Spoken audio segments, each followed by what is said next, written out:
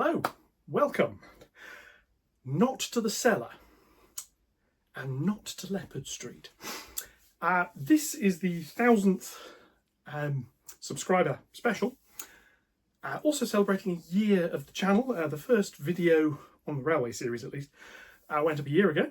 So, a look at something I've mentioned a few times but I've never actually shown, which is this.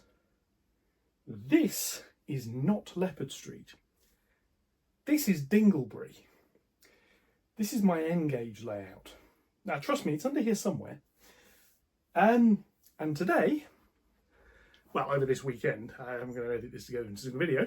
What we're going to do is a little bit of an archaeology exercise. This hasn't really been touched in about 2.5 years. Let's have a look.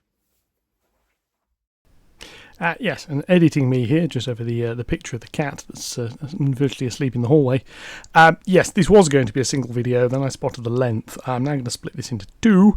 The second part will include trying to run it. This first part is just looking at it and digging it up. Yeah, so anyway, on with the show. Okay, so just a very quick overview of where we are first off.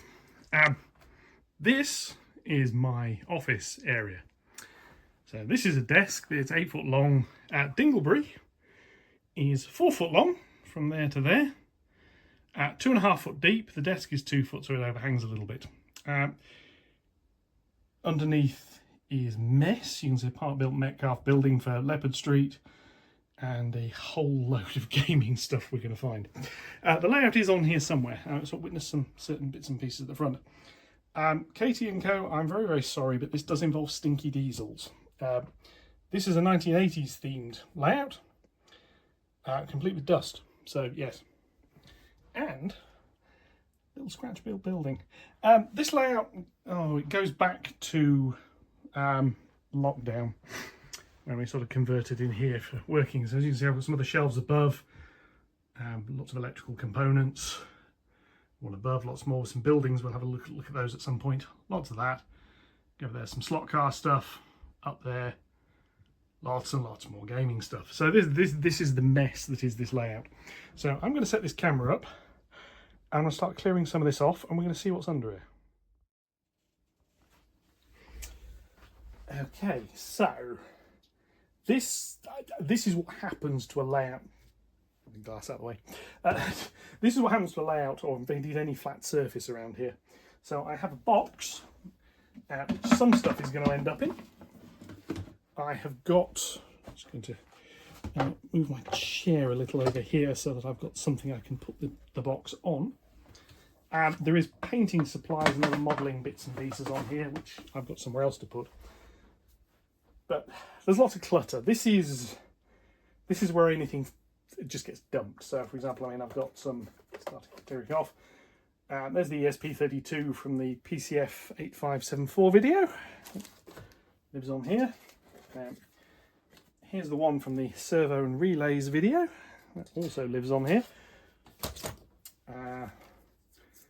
That is just, I don't think that's actually anything particularly. That's just some bits.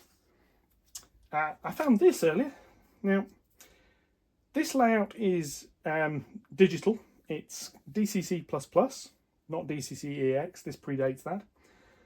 And it uses the CMRI interface, which I think is Computer Model Railway Interface, which is a serial-based thing to talk. And I built a few of these.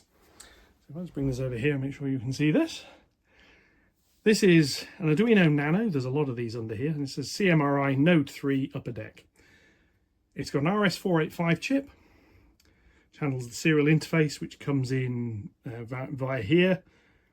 Power supply, a couple of jumpers so I can take the board out so I can just program things, and various outputs which are designed to go to, this particular one has 4 inputs and outputs that would go to a lighting controller. And for those, no, she's just gone. I was going to say, for those interested in such things, there's just been a cat in here. Oi, back here. Oh yeah. Oi, where are you? Now, gone. Oh, may put in an appearance later. So yes, that was originally going to go under a board in the corner and control some lighting. So I'm going to put that somewhere safe because it might prove useful in the future, you never know. It's a box from a game called Judge Dredd, which you can go over there and get binned. Plastic sheeting, always worth having. Yeah, so this layout started out during lockdown. I want a layout. Scatter. I didn't have much space and I wanted something I could do on the cheap, quite frankly. So this was built on the cheap. Engage, it's all eBay, it's all second-hand stuff. 3D printed figures from a game called Legions Imperialis. And a figure from a Lord of the Rings game, so I'll put those somewhere. I need to, sorry about that, I'm just standing on the camera stand. Models for the Horus Heresy game, again 3D printed. You can go up there with all the rest of that nonsense. Yeah, so it started out during lockdown as a way of having a cheapish layout. Well, as I say, it's all second-hand stuff, all well and good. And it's not the most reliable. The board was fairly, I mean, the board itself is actually quite sturdy. This followed on from a layout many years ago, a double O gauge layout where the board was extremely shoddy, shall we say. That really is an understatement. The board was terrible, but it was also done on the cheap. Thinners for acrylic paint. Let's try and find somewhere on the shelf that can live because I don't want it to end up on its side somewhere. So I thought when I'm building this one, I'm going to build this robustly. 3D printed building. Legions Imperialis again. So we can go down there out of the way and some scenery. Had to go 3D print, had to go weathering, which sort of came out all right. Yeah, I need to home somewhere. I'm not sure where to put that. Anyway. And I built this. We'll come to what the track plan looks like at some point when we get that far. Lots of paintbrushes that appear to be living on here. I do quite a bit of model making and model building and stuff for gaming, so paintbrushes are a fairly common commodity. They get everywhere. There's a part of a model for Lord of the Rings. Put that up there with the rest of them. Out of the way. So yeah, this was always designed to be quite a simple layout. The idea was at some point I was going to build a bigger and better one, and that this was somewhere for me to experiment with things, learn, and when I came to do something bigger, I would have the rolling stock that I can develop on this to play around with. That bit didn't quite turn out because obviously Leopard Street isn't Engage and it's not 1980s it's British Rail themed, but here we go. So just digging through bits and pieces here, some sandpaper. P600, yeah, you know, that might be useful for something. Put it up there. Lord of the Rings, which is an empty box, so I can get rid of that. More P600. I'm looking for those. Ridge tiles, need those. Over there. And this, yeah, so I started putting this together. It's 3D printed, more Legions Imperialis bits and pieces, 3D printed on the desk. Something with magnets. Magnets are good. Don't know how they work. So I believe the meme says you find a Mormon and you ask him, and then he gets really, really annoyed because they get fed up with it. Connector blocks. They might be useful for something. And a ribbon cable. And goes that way. Oh, I know what this was for. The idea behind this, the model railway, there's a section over there of the station that's got some lights. The idea was one of these control 15 lights, 16 plus a negative feed, sorry, positive feed, and 15 negative feeds. That board controller was going to sit underneath some sticky pads. One sits underneath, one sits on the top. There's a cable so I can lift it up and then undo it. There wasn't space on the board to put the controller, if that makes sense. So put those up there where they're out of the way, because they might be useful for something. this whole room is full of things that might be useful for something. Magnetic bases for gaming stuff. I'll keep hold of those, they're quite useful. That is a DTC8 set of kit instructions. I don't need those, I'm going to load downstairs. So yeah, the idea was a learning exercise. And I did learn quite a bit on this. Mostly about things that you can't do and things that don't work. That's more Lord of the Rings, not quite sure what they are, but go up there when it's out of the way. So yeah, I wanted to learn stuff. I've used DCC before, so this wasn't my first digital layout. I had a 00 layout in a loft many years ago. That was digital. Those up there as well, because there are bits for that. That used a lens. I think I had the Set 100. This is the box that just fell over, but never mind. So that was, yeah, that was the handset with the buttons on it, not the one with the dial. And that worked quite nicely until I eventually had a garage roof collapse and everything got wet. So that all ended up in the bin, which is rather unfortunate. Otherwise, this would have been 00 because I could have used all the stuff I had originally for that. Never mind, had to start again. More Legions Imperialis stuff. Not a game I really play all that often, but it's one I've got a fair bit for.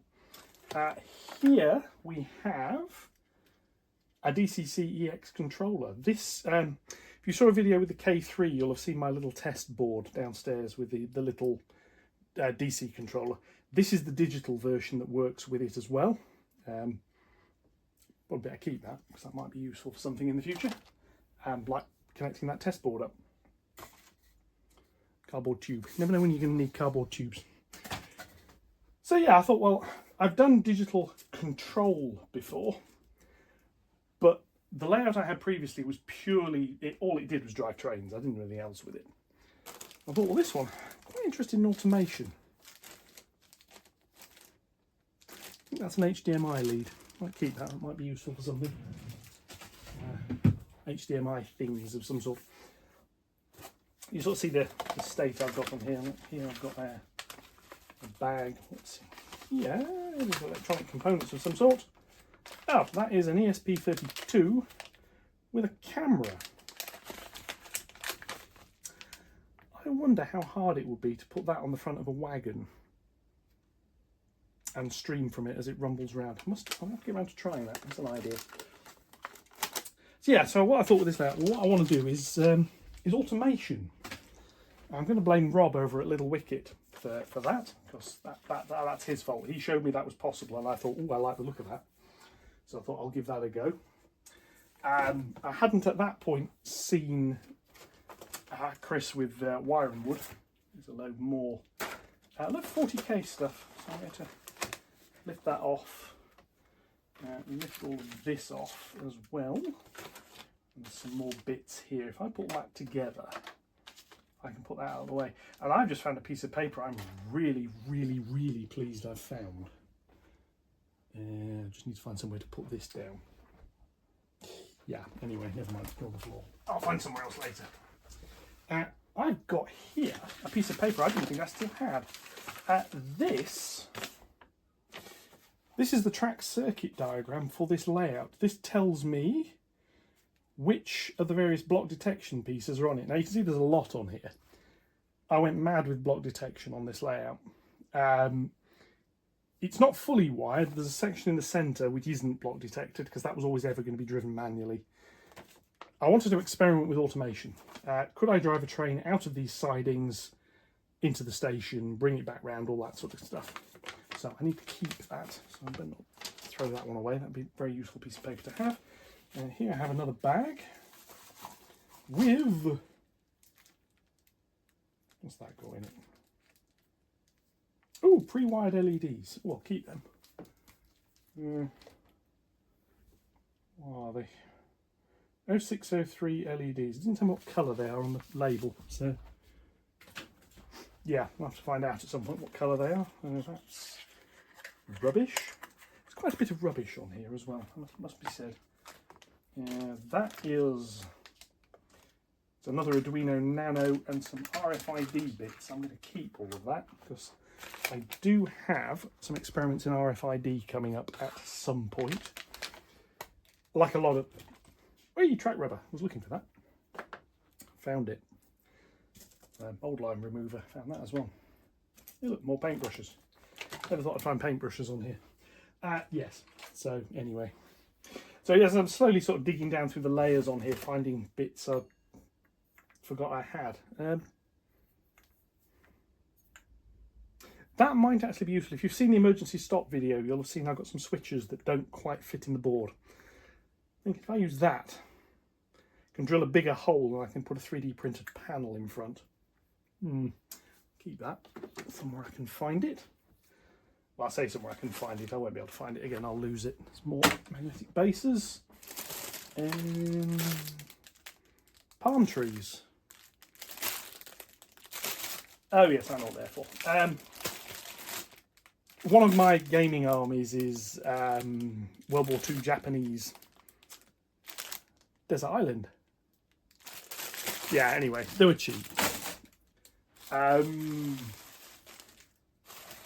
Aquarium plants, which I think they're for the same thing, so I'm just going to put them in a box, so I'm going to forget about them and we'll pretend they never happened. Switches.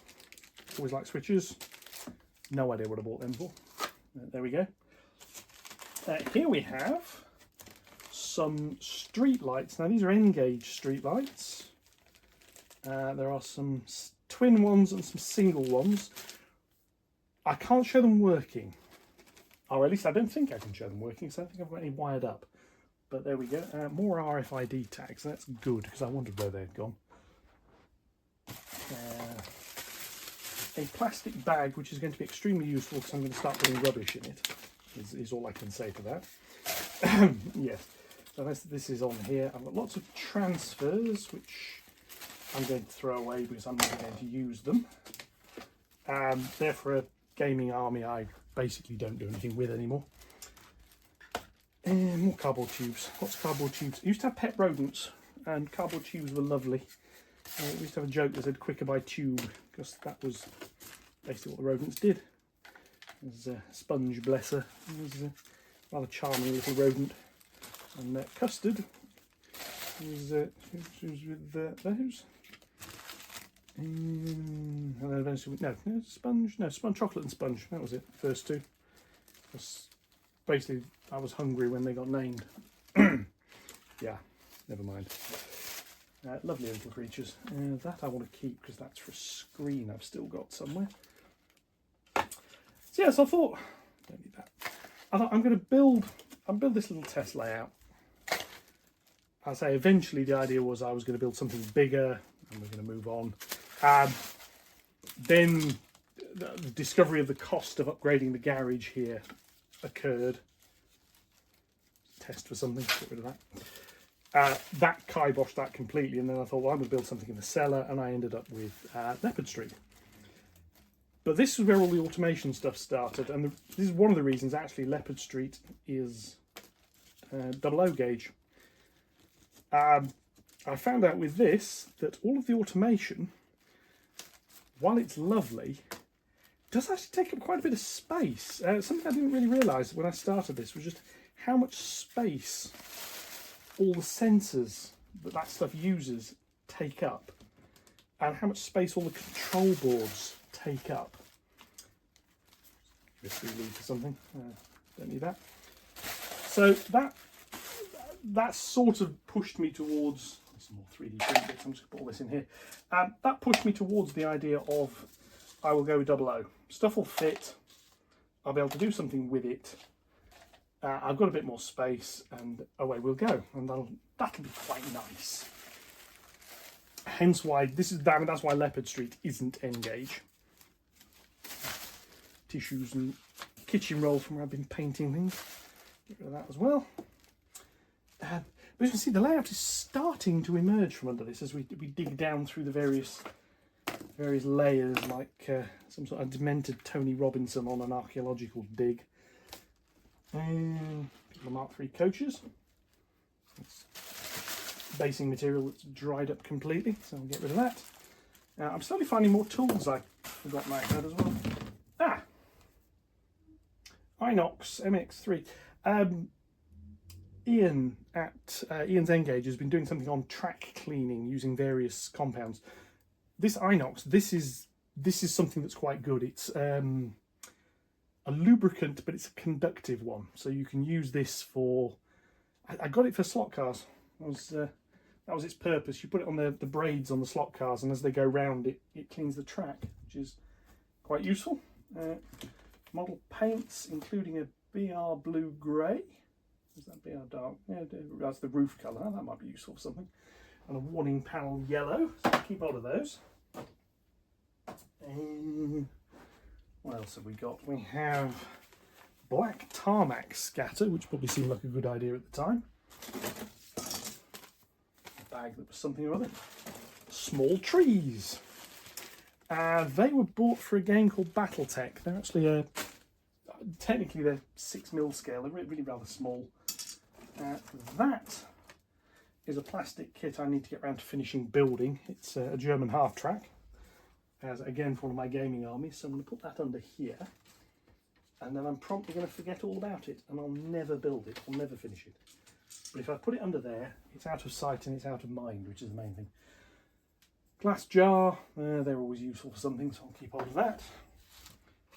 Cotton buds, I wondered where they went. Need those, use those for cleaning things with. Quite useful. And captain tape, a couple of bits from another game. This is from Necromunda, with a truly ridiculous amount of dust on them. Yeah. As I say, I'm not entirely sure this layout's still going to work. We'll have a little look underneath it at some point as well, because there's lots of bits of wire hanging off, which sort of makes me slightly suspicious about things not working. Yeah, so this was a test layout. I thought I'm going to do it. It's on the cheap. It's set track mostly. I got some flexi track for the straights because that's just cheaper. But I'm sort of well aware from past experience that laying flexible track on fairly tight curves, it can be a recipe for disaster. So I decided not to do that. There's some more little tiny models, tiny people, 6mm scale ones, which were for the Legions Imperialis game. So yeah, I see basically what's happened is over the years I've been printing things for games and they've just ended up on here. Hand warmers, pattern of a dog on the front. Yeah, there'll be a reason for that. I'm not quite sure what. A dead pot of copy decks. I know that's dead because I can feel there's nothing moving in it. PVA, which I'm also going to get rid of because if it's 2 years old, it's not going to do anything. Captain tape is worth keeping. Hey, cotton, it's a cardboard tube. Never thought I'd have any more cardboard tubes. I'm never going to need another one again in my life at this rate. We have, here we are. Now this is the main station building. It never got finished. That is a positive power supply. I believe the intention was 5 volts, possibly 12. And all of these black wires that come off the bottom of it all go to an LED or a pair of LEDs. It's like there's 3 of them under here. It actually lights up quite nicely. I didn't paint the insides black, which I probably should have done because I did get a bit of light leak. But as you can see, Metcalf card building, wired up for lighting. I'll show you where that goes in a minute. There's another box over here, which I'm just going to shift as one piece. More painting and weathering. And a bit of wire that's just escaped. Containers, 3 of those. It's scenery for a tabletop game, a 28mm scale tabletop game, and a piece of orange wire. You never have too many pieces of orange wire, it seems. So that one's actually long enough, it might be useful for something, so I'll keep hold of that. Just wrap that up and put it up there. You may ask why I didn't just wrap it up and put it up there originally. Yeah, good question. No idea. That's printer test pages. I'm just looking to see what these pieces of paper are, see if they're anything particularly useful. I don't believe they are. They look like the schematics for doing the electrics in the cellar. which was is all long since done. Spare bits of paper, don't need that. What's on there? That's all nonsense, so I can get rid of that. Relates to a previous employer. I'll chuck all that away in a bit. More plastic sheeting and another train. Now I'm not sure what that is. That looks like a drill bit. Yeah. I'm not entirely sure where the rest of the trains for this are. There are some more. Because the first thing I bought was a Lima Class 86-ish, if that makes sense. And if you've seen them, you'll know what I mean by ish. Because it's a Class 86-ish. Yeah. But it was cheap. It was about a tenner, if memory serves. I thought, well, if it works, brilliant. There's a tree stump. I thought, if it works, brilliant. If it doesn't work, it was a tenner. And it worked. And I got that, and I had a little... the first piece of the track here, I just had the inner loop. It wasn't on here, it was just a separate track at that point. And it ran. I built a little controller with an Arduino, which actually still exists. It's actually under this layout somewhere. This layout was designed to stay as a test track. It's DCC, but there's a relay. And if that relay detects power on a port, it'll change. And what it then does is it connects the whole of the layout, connects the DCC bus to a separate input, which is a DC pulse width modulation input. Basically, I have to plug something in with a serial port to talk to it to make it do that. And that was so if I bought a new DC locomotive, I could test it, because this is a test track. I thought, that'd be a good idea. And it did actually turn out to be quite useful. It does work. Or it did. I don't know if it still does. Probably still doesn't. Put that up there out of the way and hope it doesn't fall over. And another glass jar. Glass jars are always useful, so I should keep hold of that. Just hope nothing falls off the shelf above me. Rail Match Sleeper Grime spray. That's one that hasn't been used. That might still be useful, so I'll keep hold of that. Here we have some more model scenery that hasn't been painted yet. Laser cut MDF terrain. I think this came from a company called TT Combat, if memory serves. And it was like a 20 quid pack, and there's like 5 of these things, this sort of size. You scatter them about, you move little figures around, and you make pew pew pew noises as they shoot each other. I am an adult, really, honest. Well, sometimes. Not all the time, it must be said. Yeah, so the layout is slowly clearing. I'm going to move the camera around in a minute. I'm going to let you see a little bit more of this. I'll move the light as well. Just need to see what I've got here first. Drill bits.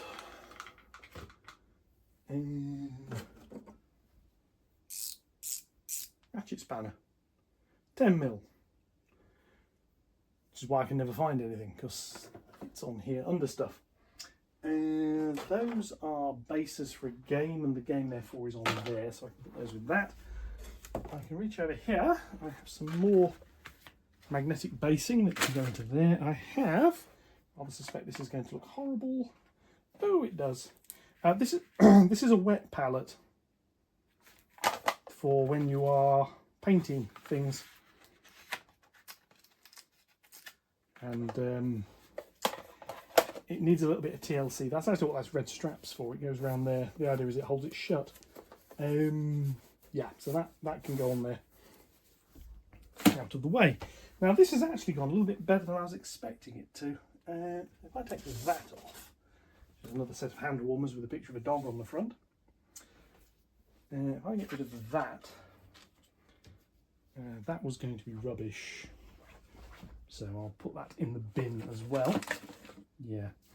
So yeah, somewhere there's another box, and it's got the rest of the rolling stock in it. I've got a few more coaches and other bits and pieces. But that's enough. We're now at the point it's worth moving things around. I can actually show you what we... So you find somewhere to put that. Yes, anyway. Sure I can hear sniggering in the background. Right, let's just move you around a little bit so you can see what's going on here. Actually, there's a huge advantage actually of an N-gauge layout. I can position that so you can see all of it. Now, what I now need to do is try and move a light, if you'll just bear with me a second. Because if I move the light, you'll be able to see the rest of the layout. Assuming I'm not defeated by a plastic bag tie, which I think I am being currently.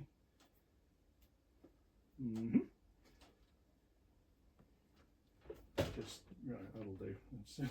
I'm just trying to extend a cable. I've got a plastic bag tie putting up a fight. Right, that's that. So if I now bring this light around here, hopefully without knocking too much over as I'm doing it. Right, let's try and extend this again. Whee! Up it goes. Up this top bit goes. Yeah, anyway, so there's a light. About the state of some of this, but anyway. So here we have Dingleberry. A fictional town on the East Coast Main Line, because I was using Class 86s. This section here actually comes off, if I remember rightly. I just need to remember how to do it. Excuse me leaning past. That plate girder comes off. If you've seen the plate girder downstairs, you'll be familiar with what I was doing with that. This isn't going to come off, it's stuck. Oh, yeah, never mind. Trains get stuck under there. But this is Dingleberry. So the station, the idea was, would live there. Not sure what that piece was for. There's 3 platforms at the back. It's basically 2 loops. The inner loop has a bay that goes round it. Sort of comes around here. I put one of these coaches over here. So the idea was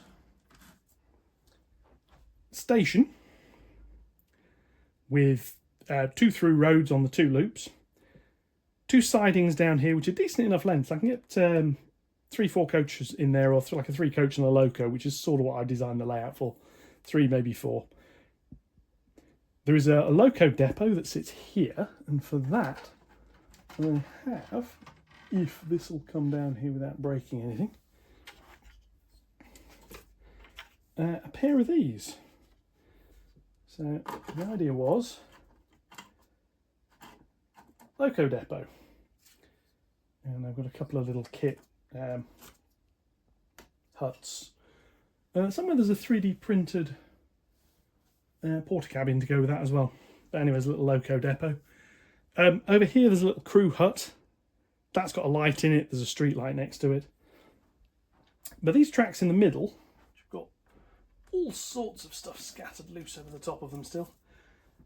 2 sidings and the main line. It's an inglenook. But it's an inglenook designed for coaches. And the idea was it was going to be a parcel depot. I've got 5 or 6 Mark 1 parcel coaches somewhere, like full brakes. Thought, I can put those in there. So I can have 2 trains going round, and I can do a little bit of shunting. It comes round onto the inner loop. Okay, that's fine. Or I can run trains round. I've got the little loco depot here. There's a 2-road shed. This is programming siding. That's got a relay that switches it. I can't for the life of me remember what's the command signal I have to send to the controller, because it switches that. There's not a physical switch.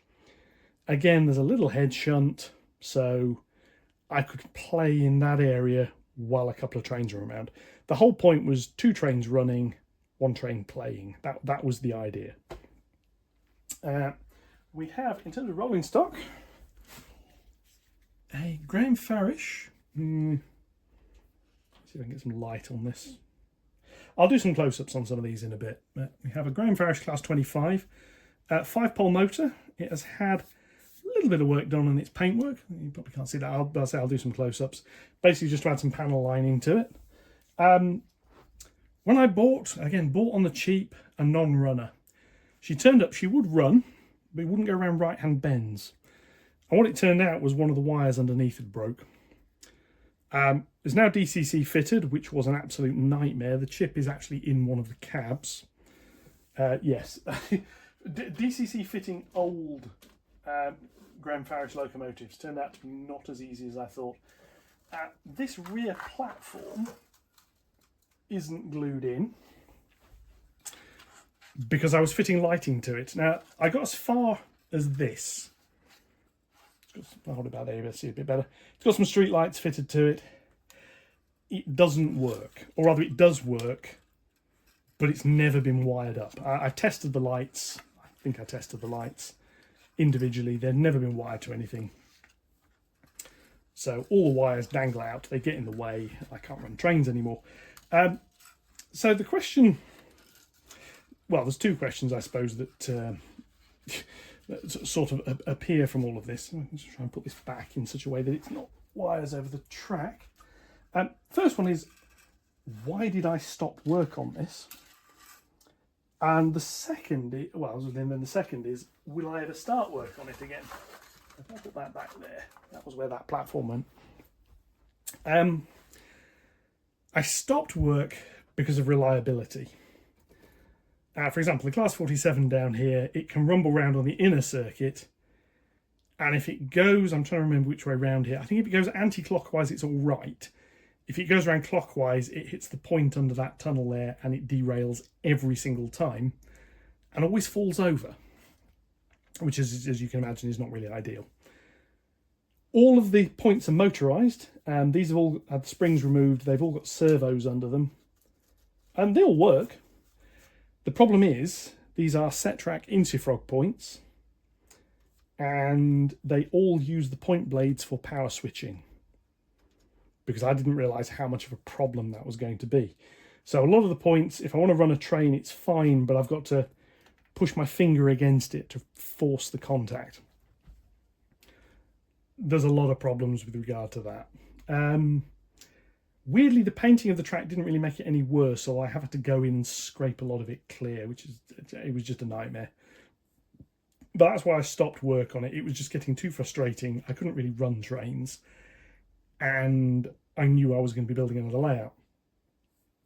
So this one just got left. The other question is, will I ever do anything with it? The answer is probably not. I'm going to try and fire it up in a little bit. I might leave that till tomorrow when I've got a bit better lighting, but that'll be part of the same video. I'm going to see if I can make it work. That'll be the next bit. I'm not saying it'll work well, but I'm going to see if I can make it work. The killer is going to be how the points are set, because I can't. They're all controlled by CMRI. I don't have the configuration information for it anymore, so I don't know what commands to send to it to change individual points. So I might be able to get a train round. And it's looking like the inner loop is set to run as a loop, which I'm hoping it is, in which case I might be able to get the 25 going round, because she's the best runner. Along with the 47, they run quite nicely. Somewhere there's a Class 101. Don't know where. It's in a box, along with the 286-ish I have, and they're all DCC fitted. I do remember the DCC addresses, because the 25 is 250. It's Class 25 0. 47 is 470, so Class 47 0. The 86s are 86 0 and 86 1. So if I can find them, I might give them a go. But there we are.